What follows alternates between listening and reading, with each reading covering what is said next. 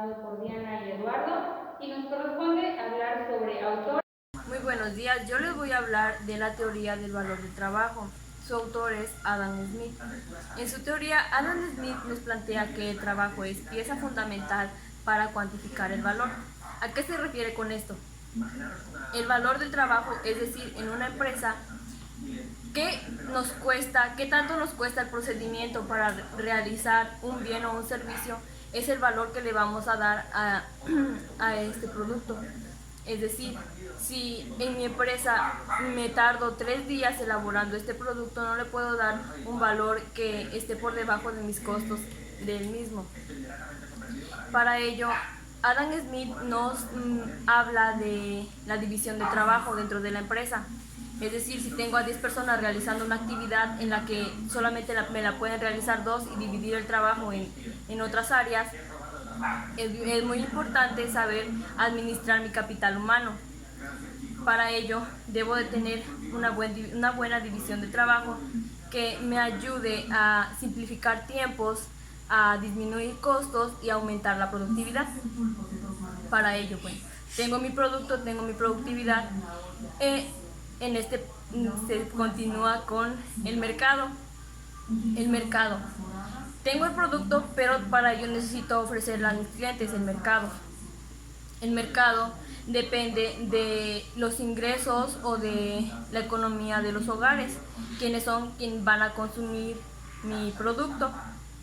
El mercado depende de cómo aumenten los impuestos o los gastos, insumos que tengan en el hogar.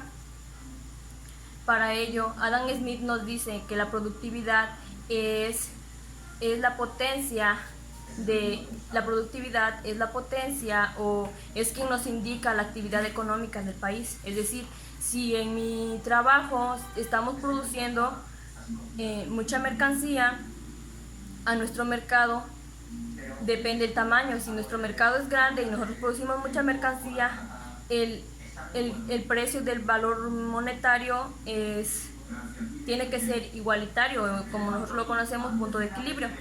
Pero si nuestro mercado es demasiado chico y nuestra productividad es demasiado grande, el valor del producto debe disminuir. Al contrario, si nuestro mercado es extenso y nuestro producto es demasiado bajo, los precios tienen que aumentar. Bueno, Adam Smith nos plantea esto como teoría del valor del trabajo, es decir, nos plantea de cómo empieza desde el proceso a elaborar el producto, de cómo lo tenemos que distribuir en el trabajo y concluye con el mercado, qué tamaño tiene que ser y quién es nuestro mercado.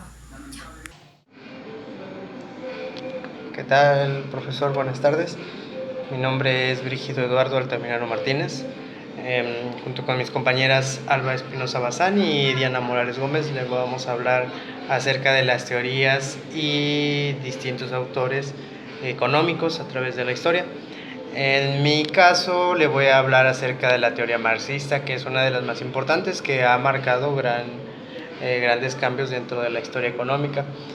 La teoría marxista es un conjunto de ideas políticas, económicas y sociales creadas a mediados del siglo XIX por Karl Marx y su colaborador Friedrich Engels, que consisten en modificar el orden social y criticar el capitalismo, que tuvieron gran repercusión e influencia a diversos acontecimientos del siglo XX. Karl Marx fue un filósofo, economista y sociólogo que desarrolló una serie de ideas que critican el sistema capitalista por reforzar la lucha de clases y fomentar el poder económico de la burguesía. De allí que la teoría marxista se basa en la búsqueda de la igualdad de las clases sociales, en la cual el proletariado puede tener los mismos beneficios y derechos que el resto de la sociedad. Marx fue muy crítico con respecto al capitalismo y el poder de dominio que éste ejerce a través de la burguesía, generalmente dueña de los medios de producción. La teoría marxista propone, además de eliminar las clases sociales, que el proletariado se encargue de gobernar bajo un sistema socialista con el objetivo de realizar cambios socioeconómicos capaces de conllevar al comunismo y a una sociedad más igualitaria. Posteriormente, la teoría marxista tuvo algunas modificaciones hechas también por los discípulos de Marx, entre ellos Trotsky, Lenin y Stalin. La teoría marxista influenció la revolución bolchevica en Rusia, la revolución cubana, entre otros acontecimientos políticos importantes del siglo XX. No obstante, esta teoría aún tiene influencia en diferentes sistemas de gobierno socialistas y comunistas. Algunas de las características más importantes de esta teoría es que sostiene que los acontecimientos históricos como cambios de gobierno o guerras derivan de diversos problemas económicos. El socialismo científico es un término definido por Friedrich Engels para diferenciar el concepto creado por él y Marx de las demás definiciones denominadas socialismo utópico. El concepto de socialismo se basa en los fundamentos del materialismo histórico, busca eliminar las desigualdades sociales y crear una única clase social. Critica también la economía capitalista y la manera en que la burguesía acumula riqueza con el trabajo que realizan los trabajadores y obreros, quienes reciben bajos salarios. Propone sustituir la propiedad privada por la propiedad pública. Supone que la sociedad capitalista se divide en dos: proletariado o clase obrera y la burguesía. El valor de la mercancía debe ser determinado según el trabajo que implique su producción. El salario de un trabajador o obrero debe estar determinado por la cantidad de beneficios que éste produzca. Propone también que la sociedad ideal es aquella en la que no existen clases sociales. Esta teoría considera que la religión es una manera en la que un pueblo oprimido se expresa. En economía propone un sistema económico centralizado, regulado por el Estado. En la obra El Capital, Marx da a conocer la teoría del valor trabajo y los conceptos de valor de uso y valor de cambio a partir de lo que él expone por mercancía. La teoría marxista hace principal énfasis en la diferencia que existe entre el valor que debe tener la mercancía según su proceso de elaboración y la ganancia salarial que debe obtener el trabajador entre el trabajador y el obrero a partir de los beneficios que su trabajo genere. A esta diferencia de valores se le denomina plusvalía y según esta teoría es una manera de acumular el capital. A grandes rasgos esta fue una exposición o un resumen de la teoría económica.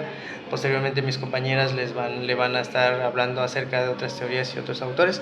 De mi parte fue todo, profesor, y espero que le haya gustado esta exposición. Buenas tardes, mi nombre es Alba, integrante del equipo conformado por Diana y Eduardo, y nos corresponde hablar sobre autores y teorías económicas. Ellos anteriormente hablaron de las que precedieron a John Maynard Keynes. Keynes fue un economista y político nacido en Cambridge. Él estudió en la prestigiosa universidad que lleva el mismo nombre y posteriormente pasó a formar parte de las filas de los profesores de dicha institución. Keynes abrió un parteaguas en la economía porque él cambió la forma de verla. Creía que el motor de toda economía era la demanda agregada, la cual está conformada por inversión, consumo, producción, gasto público y las exportaciones. La demanda agregada debe de componerse por estos 5 rubros. También consideraba que es necesario que el Estado intervenga con políticas económicas y fiscales para ayudar en tiempos de crisis. ¿Esto de qué manera? Fomentando, como ya lo mencionaba, políticas fiscales y económicas, las cuales se generan mediante el gasto público y generan un efecto multiplicador. ¿En qué consiste este efecto multiplicador? En que por cada peso que el Estado invierte en la economía de su país, va a tener por ende un aumento al crear empleos que van a fomentar también los ingresos de las personas, y las crisis se solucionan hasta cierto punto de esta manera. Keynes también consideraba que era importante observar la manera en que se comportaban los agregados económicos en el corto plazo. Esto porque es la manera en donde nosotros vemos cómo repercute en nuestra sociedad y en la economía. Muchos creían que el libre mercado era la solución a este tipo de crisis, pero no. Keynes creía decía que había que tomar en cuenta la demanda agregada y los agregados económicos.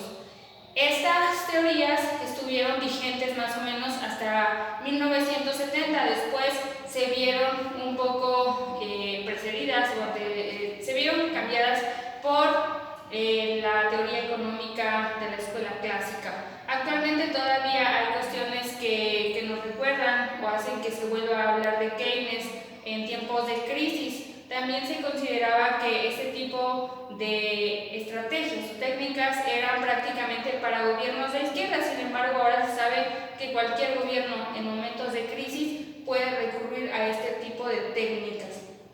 Keynes, sin embargo, pues sigue estando vigente y pues lo podemos ver en muchos de los países que actualmente implementan este tipo de políticas en donde fomentan el gasto público. Así que con todo esto y lo que mis compañeros han mencionado, pues podemos ver que la economía ha ido cambiando y también pues las personas que la ven y la miran y la estudian. Gracias.